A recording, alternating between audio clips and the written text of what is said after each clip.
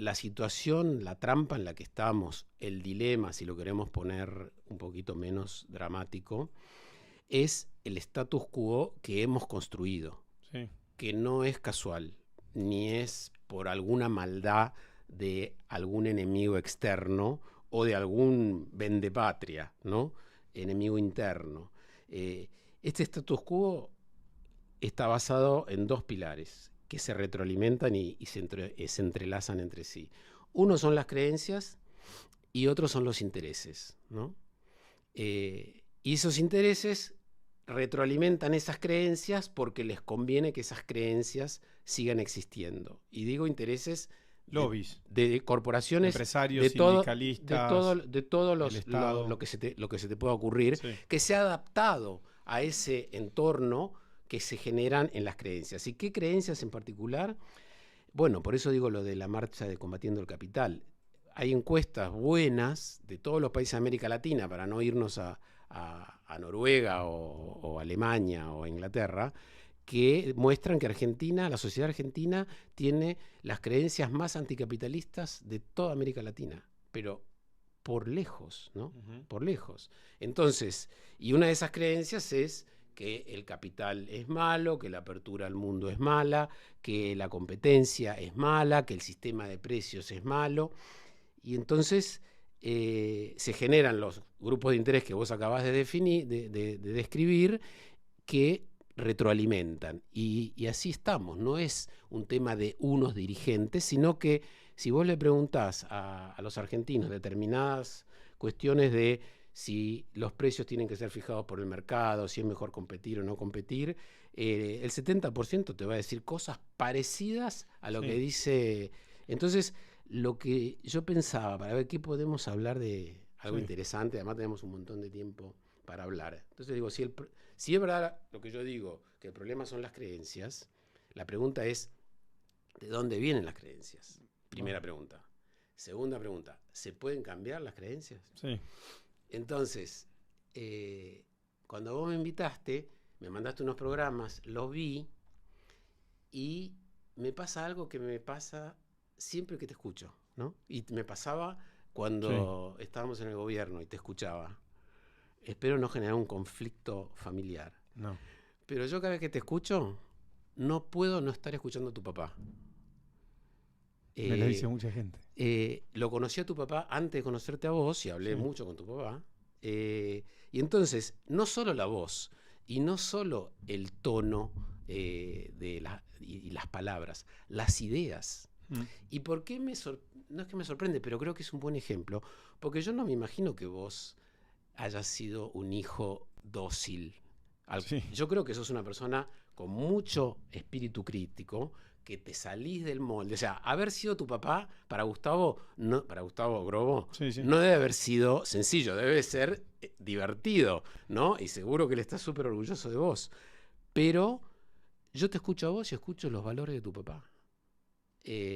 Entonces, seguramente los kirchneristas, las cosas que creen, las creen de verdad. Porque las creencias, ¿de dónde vienen? Vienen de las experiencias pasadas, ¿no? Y de las experiencias pasadas tuyas, de tu medio, al final de tu cultura, ¿no? Y vos, por otro lado, en tu Twitter tenés una foto con una pintada que dice: los valores no se negocian, ¿no? Que es algo que supuestamente es algo bueno, ¿no? Ahora, a mí me da un poco de miedito esa frase, porque yo, con los años, cada vez me da más miedo a la gente que no tiene dudas. Buenísimo. Me dan, porque se equivocan y se equivocan mucho, ¿no? Entonces está bien lo de los valores no se negocian, y yo digo, y depende qué valores, y ya termino, porque cuando estaba pensando en esto, estoy viendo con un grupo películas viejas,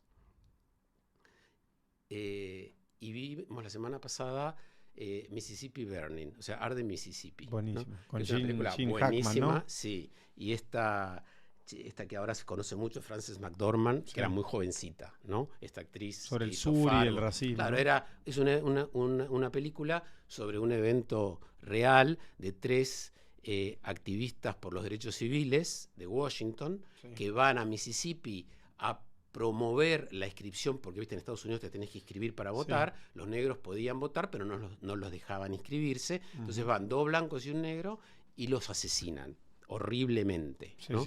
Y entonces viene el FBI, o sea, de Washington, los del norte, a investigar el caso, y todo el pueblo se rebela, y claramente eran todos del Ku Klux Klan. Entonces, los valores no se negocian, está bien, y si son los valores del Ku Klux Klan. Y hay una parte de la película que la mujer del sheriff, que el sheriff había participado del asesinato, era como el líder, cuando se rompe y le cuenta al del FBI, le dice, nosotros no nacemos con odio, pero en el colegio, desde los 7 años, nos dicen que la Biblia habla de la segregación y que esto tiene que ser así. Y te lo repiten tantas veces que cuando tenés 10 años... Ya lo crees. O sea, es buenísimo. Ese diálogo es buenísimo. Es buenísimo. Entonces, es difícil cambiar las creencias. No es imposible, ¿no? No hay un determinismo de que esto va a ser así para siempre. Pero cuando estamos diciendo dato mata relato, ¿no? O cuando estábamos, o cuando algunos de los nuestros decían vos eso. Te enfrentás a eso. Parte de una falla central. Sí, yo no estoy seguro si con el relato vas a convencer a alguien, pero a mí me parece una barbaridad esto de querer imponer reformas por la fuerza, ¿no? Entonces, el problema es que esos valores ¿de dónde viene ese valor anticapitalista? La siguiente pregunta, ¿no? Y yo creo que viene, primero,